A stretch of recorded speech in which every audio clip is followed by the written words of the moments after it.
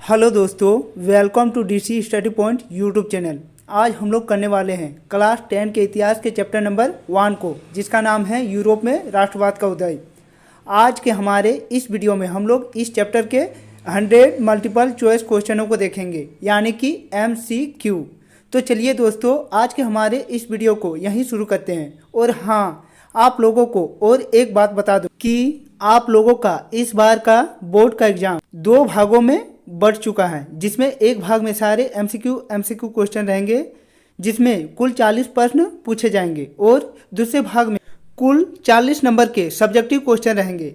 आज हम लोग इस चैप्टर से बनने वाले सारे MCQ क्वेश्चनों को देखेंगे, और मैं आप लोगों के लिए इस चैप्टर का और एक वीडियो लेकर आऊँगा, जिसमें इस चैप्टर के सारे सब्जेक्टिव क्वेश्चन रहेंगे, तो उसे भी देखना ना भूलें। तो चलिए दोस्तों, एक एक करके इस चैप्टर के सारे MCQ क्वेश्चनों को देखते हैं। पहला क्वेश्चन है, यूरोप का मरीज किसे कहा जाता है? पहला ऑप्शन है तुर्की को, दूसरा ऑप्शन मिस्र को, तीसरा ऑप्शन यूनान को, या चौथा ऑप्शन पोलैंड को।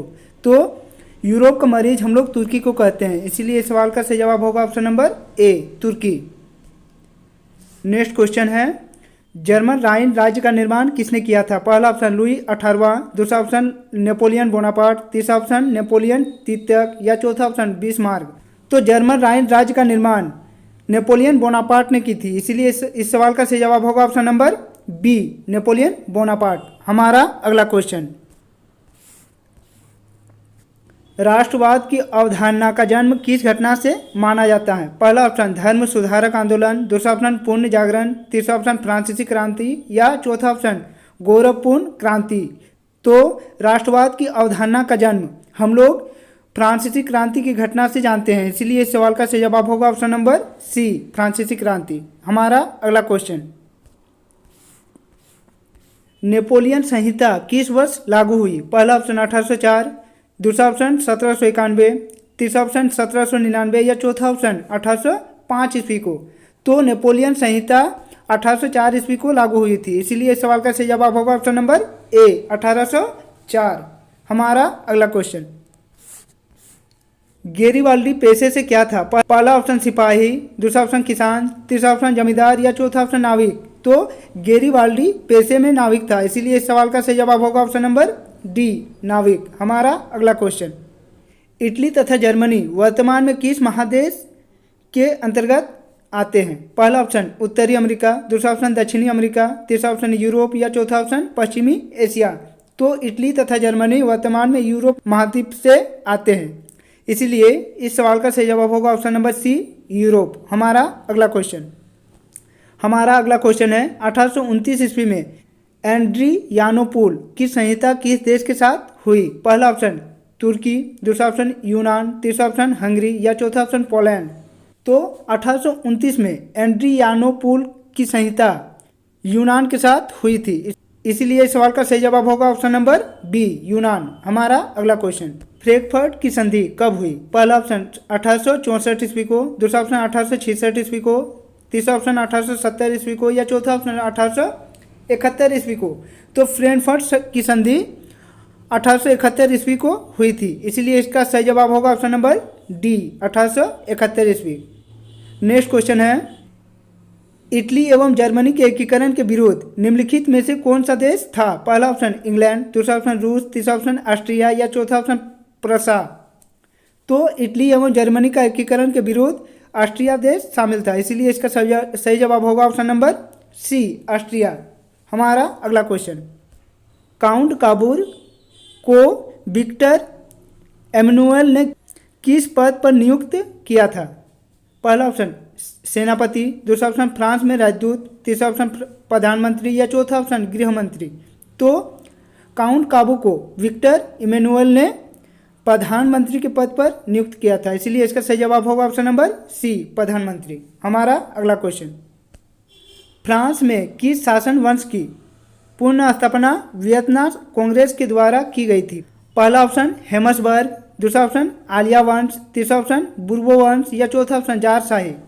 तो फ्रांस में कांग्रेस के द्वारा बुर्बो वंश का स्थापना हुआ था, इसका सही जवाब होगा ऑप्शन नंबर सी, बुर्बो वंश। हमारा अगला क्वेश्चन, यूरोप वासियों के लिए किस देश का साहित्य एवं ज्ञान विज्ञान प्रेरणा स्रोत था? पहला ऑप्शन जर्मनी, दूसरा ऑप्शन यूनान, तीसरा ऑप्शन तुर्की या चौथा ऑप्शन इंग्लैंड। तो यूरोप वासियों के लिए प्रेरणात्मक साहित्य एवं ज्ञान विज्ञान यूनान देश से था, इसीलिए इसका सही जवाब होगा ऑप्शन नंबर बी, यूनान। हमारा नेक्स्ट क्वेश्चन है, मेजिनी का संबंध किस संगठन से था? पहला ऑप्शन लाल सेना, दूसरा ऑप्शन कार्बोनरी, तीसरा ऑप्शन फिलिक हेटारिया या चौथा ऑप्शन डायट। तो मेजिनी का संबंध कार्बोनरी संगठन से था, इसीलिए इसका सही जवाब होगा ऑप्शन नंबर बी, कार्बोनरी। हमारा नेक्स्ट क्वेश्चन है, जर्मन राइन राज्य का निर्माण किसने किया था? पहला ऑप्शन लुई 18वां, दूसरा ऑप्शन नेपोलियन बोनापार्ट, तीसरा ऑप्शन नेपोलियन तृतीय या चौथा ऑप्शन बिस्मार्क। तो जर्मन राइन का निर्माण नेपोलियन बोनापार्ट ने की थी, इसलिए इसका सही जवाब होगा option number B, Napoleon Bonaparte. हमारा नेक्स्ट क्वेश्चन है, जालवेरिन एक संस्था थी, वह कैसी संस्था थी? पहला ऑप्शन क्रांतिकारियों की, दूसरा ऑप्शन व्यापारियों की, तीसरा ऑप्शन विद्वानों की या चौथा ऑप्शन पादरी एवं सामंत वर्गों की। तो जालवेरिन एक व्यापारिक संगठन थी, इसीलिए इसका सही जवाब होगा ऑप्शन नंबर बी, व्यापारिक संगठन। हमारा अगला क्वेश्चन, रक्त एवं लौह की नीति का अवलंबन किसने किया था? पहला ऑप्शन मेजिनी, दूसरा ऑप्शन हिटलर ने, तीसरा ऑप्शन बिस्मार्क ने या चौथा ऑप्शन विलियम प्रथम ने।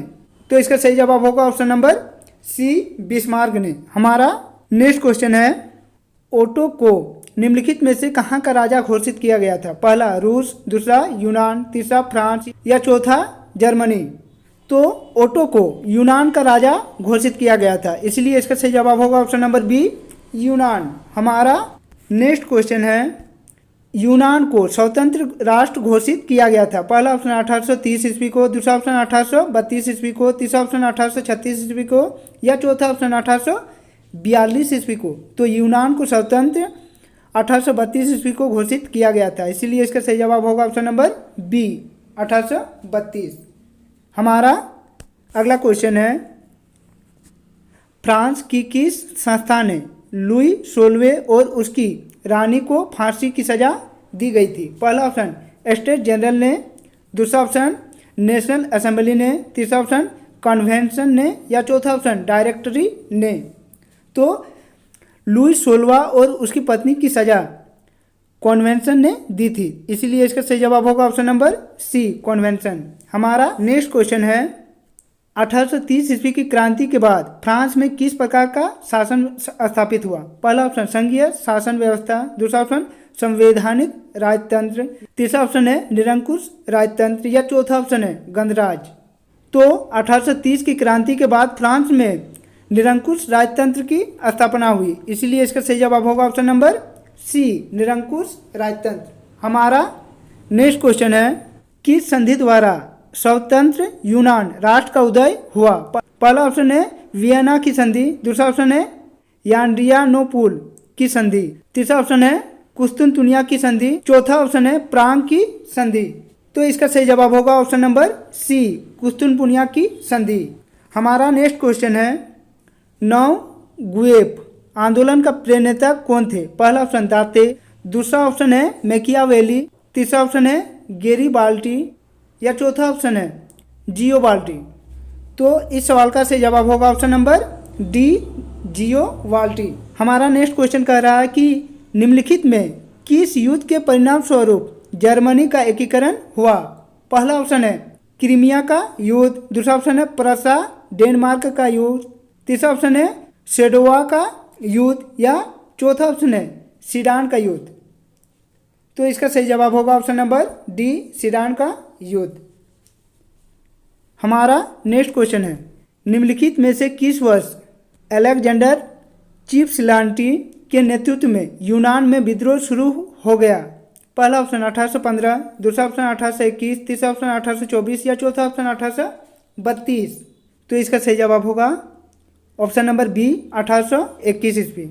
हमारा अगला क्वेश्चन है, हितेरिया फिलाइक नामक संस्था की स्थापना हुई थी? पहला ऑप्शन लंदन में, दूसरा ऑप्शन पेरिस में, तीसरा ऑप्शन ओडेसा में या चौथा ऑप्शन इनमें से कोई नहीं। तो हितेरिया फ्लाइट नामक संस्था का स्थापना ओडिशा में हुई थी, इसलिए इसका सही जवाब होगा ऑप्शन नंबर सी, ओडिशा। हमारा अगला क्वेश्चन है, निम्नलिखित में कौन जैकोबिन क्लब का सदस्य था? पहला ऑप्शन टीपू सुल्तान, दूसरा ऑप्शन मुर्शिद कुली खां, तीसरा ऑप्शन बाजीराव या चौथा ऑप्शन इनमें से कोई नहीं। तो इनमें से जैकब क्लब का सदस्य टीपू सुल्तान था, इसलिए इसका सही जवाब होगा ऑप्शन नंबर ए, टीपू सुल्तान।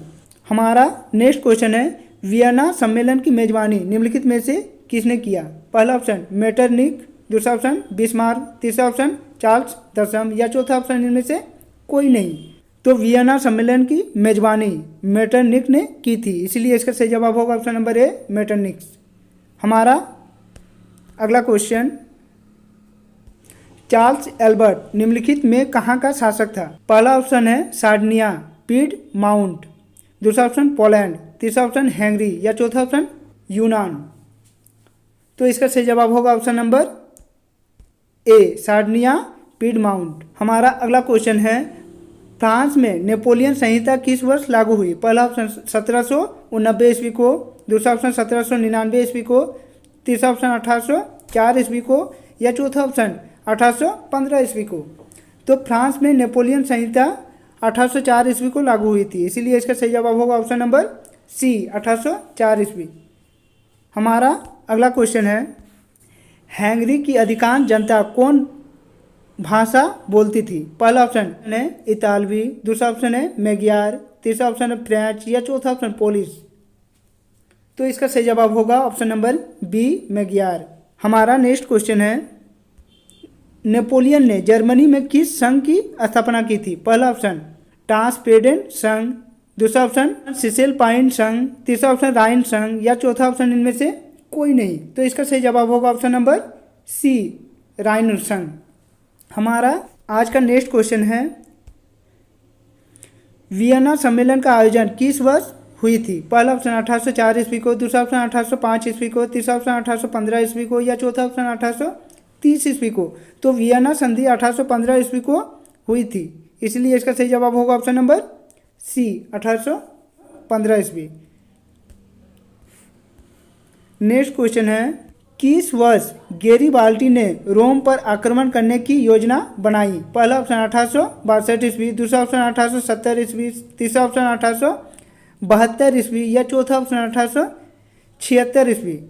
तो गैरिबाल्डी ने 1862 ईस्वी को योजना बनाई थी, इसलिए इसका सही जवाब होगा ऑप्शन नंबर ए, 1862। हमारा नेक्स्ट क्वेश्चन है, बुर्बो राजवंश का शासन किस देश में था? पहला ऑप्शन रूस, दूसरा ऑप्शन इंग्लैंड, तीसरा ऑप्शन फ्रांस या चौथा ऑप्शन अमेरिका। तो बुर्बो राजवंश का शासन फ्रांस में था, इसलिए इसका सही जवाब होगा ऑप्शन नंबर सी, फ्रांस। हमारा नेक्स्ट क्वेश्चन है, मार्सिले किस देश का राष्ट्रभक्ति का गीत है? पहला ऑप्शन इटली का, दूसरा ऑप्शन जर्मनी का, तीसरा ऑप्शन रूस का या चौथा ऑप्शन फ्रांस का। तो मार्सिले फ्रांस का राष्ट्रगीत है, इसलिए इसका सही जवाब होगा ऑप्शन नंबर डी, फ्रांस का। हमारा नेक्स्ट क्वेश्चन, सन 1870 में फ्रांस और प्रसा के बीच युद्ध कहाँ हुई थी? पहला ऑप्शन सीडान में, दूसरा ऑप्शन सिडोलवा में, तीसरा ऑप्शन साइन डाइन में या चौथा ऑप्शन फ्लैंकफर्ट में। तो इसका सही जवाब होगा ऑप्शन नंबर ए, सीडान में। हमारा नेक्स्ट क्वेश्चन है, राष्ट्रवाद की अवधारणा का जन्म किस घटना से माना जाता है? पहला ऑप्शन पुण्य जागरण से, दूसरा ऑप्शन धर्म सुधारक आंदोलन से, तीसरा ऑप्शन फ्रांसीसी क्रांति से या चौथा ऑप्शन गोरखपुर क्रांति से। तो राष्ट्रवाद की अवधारणा का जन्म हम लोग फ्रांस की क्रांति से मानते हैं, इसलिए इसका सही जवाब होगा ऑप्शन नंबर सी, फ्रांस की क्रांति। हमारा नेक्स्ट क्वेश्चन, मेटरनिक कौन था? पहला ऑप्शन रूस का जार, दूसरा ऑप्शन ऑस्ट्रिया का चांसलर, तीसरा ऑप्शन फ्रांस का सम्राट या चौथा ऑप्शन पर्सा का चांसलर। तो मेटरनिक ऑस्ट्रिया का चांसलर था, इसलिए इसका सही जवाब होगा ऑप्शन नंबर बी, ऑस्ट्रिया का चांसलर। हमारा नेक्स्ट क्वेश्चन, इटली की स्थापना किसने की थी? पहला काबूल ने, दूसरा मेजिनी ने, तीसरा बिस्मार्क ने या चौथा गैरिबाल्डी ने। तो इटली की स्थापना मेजिनी ने किया था, इसलिए इसका सही जवाब होगा ऑप्शन नंबर बी, मेजिनी। हमारा नेक्स्ट क्वेश्चन है, यंग यूरोप की स्थापना कब हुई? पहला ऑप्शन 1928, दूसरा ऑप्शन 1929, तीसरा ऑप्शन 1930 या चौथा ऑप्शन 1945। तो यंग यूरोप की स्थापना 1928 में हुई थी, इसलिए इसका सही जवाब होगा 1928 ईस्वी। हमारा अगला क्वेश्चन, सेडोवा के युद्ध में किसकी पराजय हुई? पहला ऑप्शन ऑस्ट्रिया की, दूसरा ऑप्शन प्रसा की, तीसरा ऑप्शन पेपल्स की या चौथा ऑप्शन सार्डिनिया की। सही जवाब होगा ऑस्ट्रिया। हमारा अगला क्वेश्चन है, लाल कुर्ती का गठन किसने किया था? पहला ऑप्शन बिस्मार्क ने, दूसरा ऑप्शन गेरिबाल्डी ने, तीसरा ऑप्शन मेजिनी ने या चौथा ऑप्शन काबून ने। तो लाल कुर्ती का गठन गेरिबाल्डी ने किया था, इसीलिए इसका सही जवाब होगा ऑप्शन नंबर बी, गेरिबाल्डी ने। हमारा अगला क्वेश्चन, यूरोपीय सभ्यता का पलना किसे कहा जाता है? पहला ऑप्शन जर्मनी को, दूसरा ऑप्शन यूनान को, तीसरा ऑप्शन इटली को या चौथा ऑप्शन ब्रिटेन को। तो यूरोपीय सभ्यता का पलना यूनान को कहा जाता है, इसीलिए इसका सही जवाब होगा ऑप्शन नंबर बी, यूनान। हमारा नेक्स्ट क्वेश्चन है, वर्साई की संधि कब हुई थी? पहला ऑप्शन 1915 ईस्वी को, दूसरा ऑप्शन 1916 ईस्वी को, तीसरा ऑप्शन 1919 ईस्वी को या चौथा ऑप्शन 1920 ईस्वी को। तो वर्साई की संधि 1919 ईस्वी को हुई थी, इसलिए इसका सही जवाब होगा ऑप्शन नंबर सी, 1919। हमारा नेक्स्ट क्वेश्चन, मेटरनिक क्या था? पहला ऑप्शन तानाशाह, दूसरा ऑप्शन प्रजातांत्रिक, तीसरा ऑप्शन प्रतिक्रियावादी या चौथा ऑप्शन घोर सामंतवादी। तो मेटरनिक प्रतिक्रियावादी थे, इसीलिए इसका सही जवाब होगा ऑप्शन नंबर सी, प्रतिक्रियावादी। हमारा अगला क्वेश्चन है, मेटरनिक का पतन कब हुआ? पहला ऑप्शन 1945 ईस्वी को या दूसरा ऑप्शन 1947 ईस्वी को या तीसरा ऑप्शन है 1948 ईस्वी को या चौथा ऑप्शन है 1949 ईस्वी को। तो मेटरनिक का पतन 1948 ईस्वी को हुई थी, इसीलिए इसका सही जवाब होगा ऑप्शन नंबर सी, 1948। हमारा नेक्स्ट क्वेश्चन है, बिस्मार्क क्या था? पहला ऑप्शन संगीत तज्ञ, दूसरा ऑप्शन नाटककार, तीसरा ऑप्शन कवि या चौथा ऑप्शन कूटनीतिज्ञ। तो इसका सही जवाब होगा ऑप्शन नंबर सी। हमारा नेक्स्ट क्वेश्चन है, इटली के एकीकरण का तलवार कौन था? पहला ऑप्शन बिस्मार्क, दूसरा ऑप्शन कोर्सूत, तीसरा ऑप्शन गेरिबाल्डी या चौथा ऑप्शन नेपोलियन। तो इटली के एकीकरण का तलवार गेरिबाल्डी थे, इसीलिए इसका सही जवाब होगा ऑप्शन नंबर सी, गेरिबाल्डी। हमारा अगला क्वेश्चन है, इटली एवं जर्मनी के एकीकरण के विरुद्ध कौन देश था? पहला ऑप्शन रूस, दूसरा ऑप्शन ऑस्ट्रिया, तीसरा ऑप्शन प्रसा या चौथा ऑप्शन इंग्लैंड।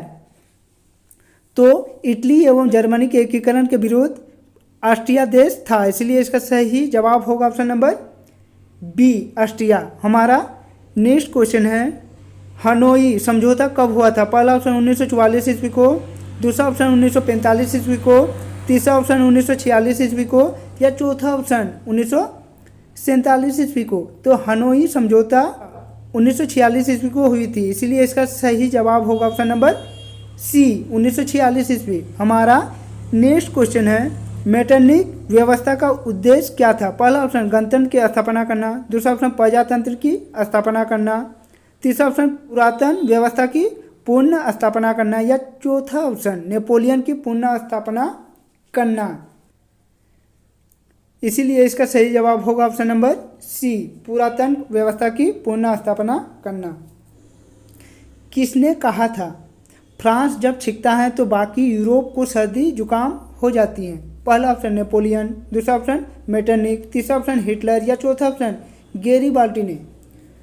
तो यह कथन मेटरनिक ने कही थी, इसीलिए इसका सही जवाब होगा ऑप्शन नंबर बी, मेटरनिक। हमारा नेक्स्ट क्वेश्चन है, नेपोलियन कोड में कुल कितने कोड थे? पहला 3, दूसरा 5, तीसरा 4 या चौथा 7। तो मेटरनिक कोड में 5 कोड थे, इसीलिए इसका सही जवाब होगा ऑप्शन नंबर बी, 5। हमारा अगला क्वेश्चन है, रोमानीवाद क्या था? पहला ऑप्शन एक राजनीतिक आंदोलन, दूसरा एक सांस्कृतिक आंदोलन, तीसरा ऑप्शन एक आर्थिक क्रांति या चौथा ऑप्शन एक धार्मिक क्रांति। तो रोमानीवाद एक सांस्कृतिक आंदोलन था, इसीलिए इसका सही जवाब होगा ऑप्शन नंबर बी, एक सांस्कृतिक आंदोलन। हमारा नेक्स्ट क्वेश्चन है, मारियान किस देश के राष्ट्रवाद का प्रतीक था? पहला फ्रांस, दूसरा जर्मनी, तीसरा इटली या चौथा रूस। तो मारियान फ्रांस देश का राष्ट्रवाद का प्रतीक था, इसीलिए इसका सही जवाब होगा ऑप्शन नंबर ए, फ्रांस। हमारा नेक्स्ट क्वेश्चन कह रहा है कि एक्ट ऑफ यूनियन किस वर्ष पारित हुआ? पहला 1688 ईस्वी को, दूसरा 1707 ईस्वी को, तीसरा 1788 ईस्वी को या चौथा 1807 ईस्वी को। तो एक्ट ऑफ यूनियन 1707 ईस्वी को पारित हुई थी, इसीलिए इसका सही जवाब होगा ऑप्शन नंबर बी, 1707 ईस्वी।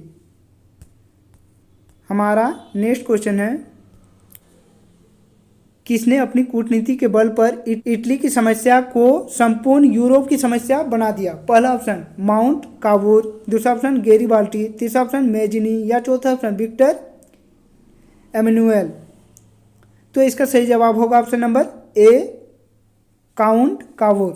हमारा अगला क्वेश्चन, काउंट काबूर कौन था? पहला ऑप्शन जर्मनी का राजा, दूसरा ऑप्शन इटली का प्रधानमंत्री, तीसरा ऑप्शन इटली का राजा या चौथा ऑप्शन जर्मनी का मंत्री। तो काबूर इटली का प्रधानमंत्री था, इसलिए इसका सही जवाब होगा ऑप्शन नंबर बी, इटली का प्रधानमंत्री। हमारा नेक्स्ट क्वेश्चन है, फ्रेंड्स ऑफ इटली नामक संस्था का गठन किसने किया था? पहला ऑप्शन जियोबाल्टी ने, दूसरा ऑप्शन चार्ल्स एल्बर्ट ने, तीसरा ऑप्शन विक्टर एमेनुअल ने या चौथा ऑप्शन मेरिजी ने। तो इसका सही जवाब होगा ऑप्शन नंबर डी, मेजिनी ने विक्टर ऑफ इटली नामक संस्था का गठन किया था। हमारा नेक्स्ट क्वेश्चन है, विलियम प्रथम कहाँ का शासक था? पहला इटली, दूसरा पर्सा, तीसरा ऑस्ट्रिया या चौथा यूनान। तो विलियम प्रथम पर्सा का शासक था, इसीलिए इसका सही जवाब होगा ऑप्शन नंबर बी, पर्सा। आज का हमारा अगला क्वेश्चन है, जोल्वेराइन की स्थापना किस राज्य ने की थी? पहला ऑप्शन है पर्सा ने, दूसरा ऑप्शन है ऑस्ट्रिया ने, तीसरा ऑप्शन सार्डिया ने या चौथा ऑप्शन नेल्पस ने।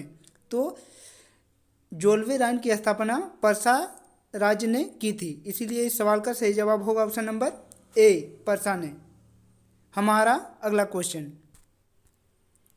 बिस्मार्क किस विद्वान की विचारधारा से प्रभावित थे? पहला रूसो, दूसरा हीगेल्स, तीसरा एडवर्ड्स या चौथा जेकब।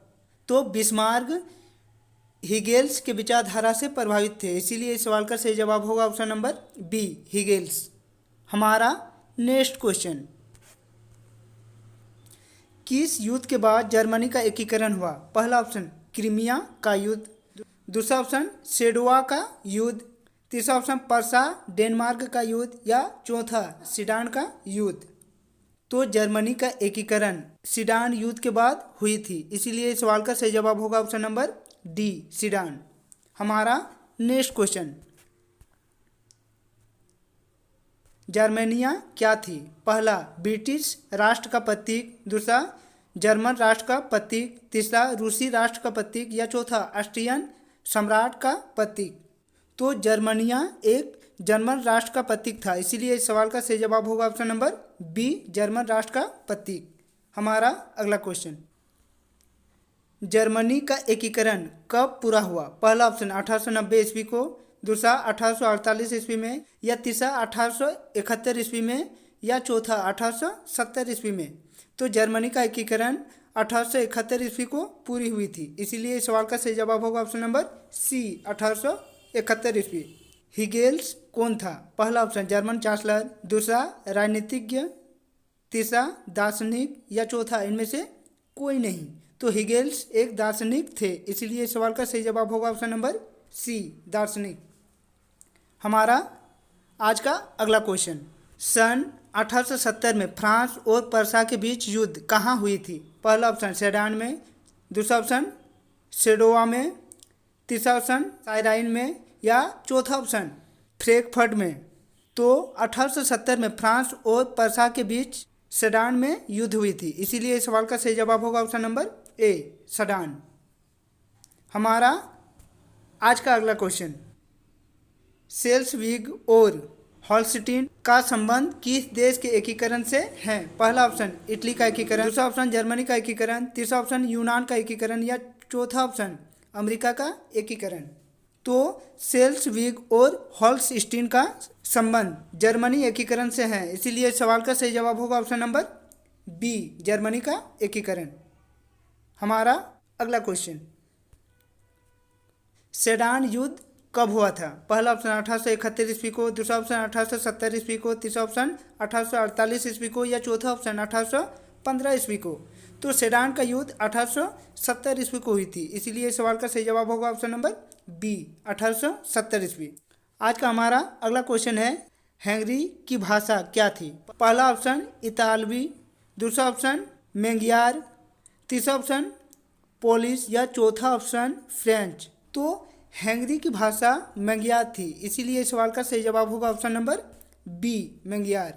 हमारा आज का नेक्स्ट क्वेश्चन, यूरोपीय राष्ट्रवाद से प्रभावित होकर किस भारतीय शासक ने जैकोबिन क्लब की स्थापना की थी? पहला ऑप्शन हैदर अली, दूसरा ऑप्शन टीपू सुल्तान, तीसरा ऑप्शन सफदरजंग या चौथा ऑप्शन शिवाजी। तो इस सवाल का सही जवाब होगा option number B, Tipu Sultan. हमारा आज का नेक्स्ट क्वेश्चन, 19वीं शताब्दी में यूरोप में राष्ट्रवाद के विकास का क्या परिणाम हुआ? पहला ऑप्शन साम्राज्यवाद का विकास, दूसरा ऑप्शन उपनिवेशवाद का विकास, तीसरा ऑप्शन निरंकुश राज्यों की स्थापना या चौथा ऑप्शन राष्ट्रीय राज्यों की स्थापना। तो इस सवाल का सही जवाब होगा ऑप्शन नंबर डी, राष्ट्रीय राज्यों की स्थापना। हमारा आज का नेक्स्ट क्वेश्चन, नेल्पस की क्रांति कब हुई थी? पहला ऑप्शन 1820 ईस्वी को, दूसरा ऑप्शन 1821 ईस्वी को, तीसरा ऑप्शन 1822 ईस्वी को या चौथा ऑप्शन 1823 ईस्वी को। तो नेल्पस की क्रांति 1821 ईस्वी को हुई थी, इसीलिए इस सवाल का सही जवाब होगा ऑप्शन नंबर बी, 1821 ईस्वी। हमारा अगला क्वेश्चन, पोलैंड के विद्रोह को किसने कुचल दिया? पहला ऑप्शन रूस, दूसरा ऑप्शन ब्रिटेन, तीसरा ऑप्शन ऑस्ट्रिया या चौथा ऑप्शन फ्रांस। तो ब्रिटेन के विद्रोह को रूस ने कुचल दिया था, इसीलिए इस सवाल का सही जवाब होगा ऑप्शन नंबर ए, रूस। हमारा नेक्स्ट क्वेश्चन, युवा इटली संस्था का विकास किया? पहला ऑप्शन मैजिनी ने, दूसरा ऑप्शन काउंट काबुन ने, तीसरा ऑप्शन गेरिबाल्टी ने या चौथा ऑप्शन बिस्मार्क ने। तो युवा इटली संस्था का विकास मैजिनी ने किया था, इसीलिए इस सवाल का सही जवाब होगा ऑप्शन नंबर ए, मैजिनी। हमारा नेक्स्ट क्वेश्चन, यूनानी स्वतंत्रता आंदोलन के दौरान कौन ब्रिटिश कवि शहीद हुआ? पहला ऑप्शन लॉर्ड बायरन, दूसरा ऑप्शन कासूद, तीसरा ऑप्शन फ्रांसीसी डिक या चौथा ऑप्शन विलियम प्रथम। तो यूनानी स्वतंत्रता आंदोलन के दौरान लॉर्ड बायरन शहीद हुआ था, इसीलिए सवाल का सही जवाब होगा ऑप्शन नंबर ए, लॉर्ड बायरन। हमारा नेक्स्ट क्वेश्चन, मेरियान किस देश के राष्ट्रवाद के प्रतीक थी? पहला फ्रांस, दूसरा रूस, तीसरा इटली या चौथा जर्मनी। तो मारियान फ्रांस देश का राष्ट्रवाद की प्रतीक थी, इसीलिए सवाल का सही जवाब होगा ऑप्शन नंबर ए, फ्रांस। हमारा अगला क्वेश्चन, जर्मनी के एकीकरण के लिए बिस्मार्क ने कितने युद्ध किए? पहला 1, दूसरा 2, तीसरा 3 या चौथा 4। तो जर्मनी के एकीकरण के लिए बिस्मार्क ने 3 युद्ध किए थे, इसीलिए इस सवाल का सही जवाब होगा ऑप्शन नंबर सी, 3। हमारा अगला क्वेश्चन, फ्रांस के किस राजा ने कहा था अंग्रेजी राजा की भांति शासन करने की अपेक्षा लकड़ी काटना अधिक पसंद करूंगा? पहला ऑप्शन है लुई 16वां ने, दूसरा ऑप्शन है नेपोलियन ने, तीसरा ऑप्शन है लुई नेपोलियन ने या चौथा ऑप्शन है लास 10 ने। तो इस सवाल का सही जवाब होगा ऑप्शन नंबर डी, लास 10। हमारा आज का next question, question number 80, Germany एवं इटली के एकीकरण के समय फ्रांस का शासक कौन था? पहला ऑप्शन नेपोलियन बोनापार्ट, दूसरा ऑप्शन है नेपोलियन तृतीयक, तीसरा ऑप्शन है विक्टर इमैनुएल, चौथा ऑप्शन है विलियम प्रथम। तो जर्मनी एवं इटली के एकीकरण के समय फ्रांस का सम्राट नेपोलियन तृतीयक था, इसीलिए इस सवाल का सही जवाब होगा ऑप्शन नंबर बी, नेपोलियन तृतीयक।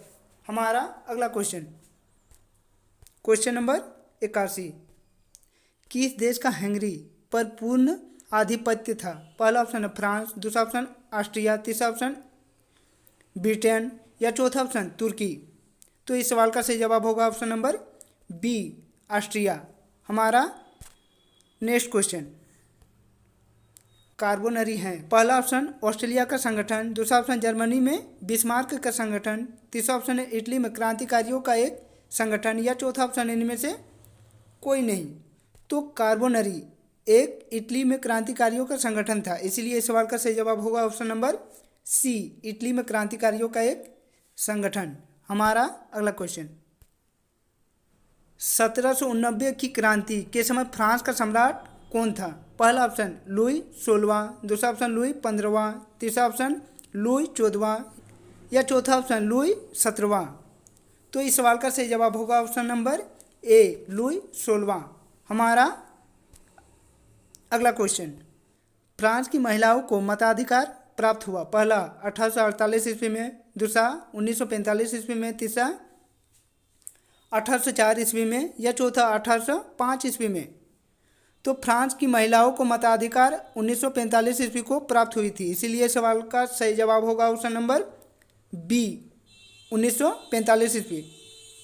हमारा आज का नेक्स्ट क्वेश्चन, 19वीं सदी को कौन सा युग कहा जाता है? पहला ऑप्शन है नव उदारवाद का युग, दूसरा ऑप्शन है पूंजीवाद का युग, तीसरा ऑप्शन है समाजवाद का युग या चौथा ऑप्शन है उदारवाद का युग।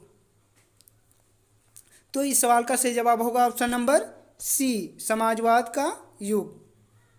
हमारा next question, question number 86, France की क्रांति का प्रमुख कारण था? पहला ऑप्शन प्रजातंत्र का शासन, दूसरा निरंकुश शासन, तीसरा गिरफ्तारी शासन या चौथा मनशब्दारी प्रथा।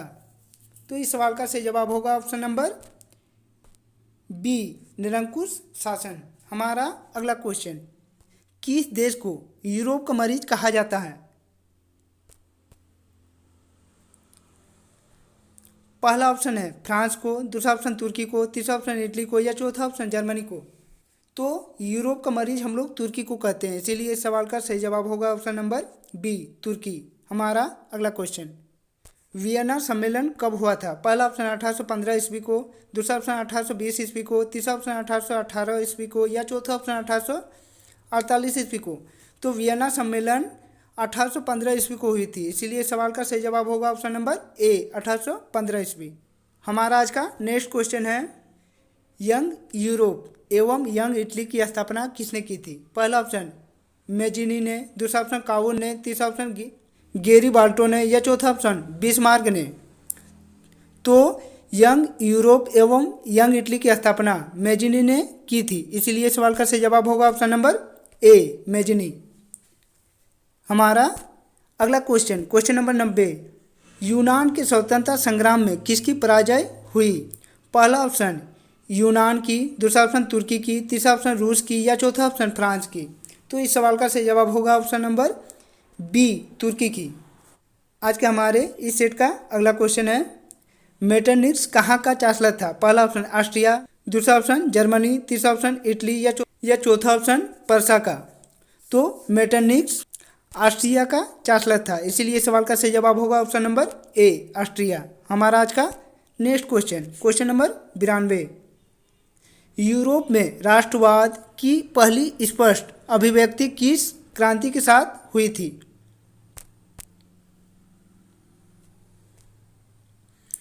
पहला ऑप्शन रूस की क्रांति के साथ, दूसरा ऑप्शन चीन की क्रांति के साथ, तीसरा ऑप्शन फ्रांस की क्रांति के साथ या चौथा ऑप्शन इंग्लैंड की क्रांति के साथ। तो इस सवाल का सही जवाब होगा ऑप्शन नंबर सी, फ्रांस की क्रांति के साथ। हमारा अगला क्वेश्चन है, किस देश का हंगरी पर पूर्ण आधिपत्य था? पहला ऑप्शन फ्रांस, दूसरा ऑप्शन ऑस्ट्रिया, तीसरा ऑप्शन ब्रिटेन या चौथा ऑप्शन तुर्की। तो इस सवाल का सही जवाब होगा ऑप्शन नंबर बी, ऑस्ट्रिया।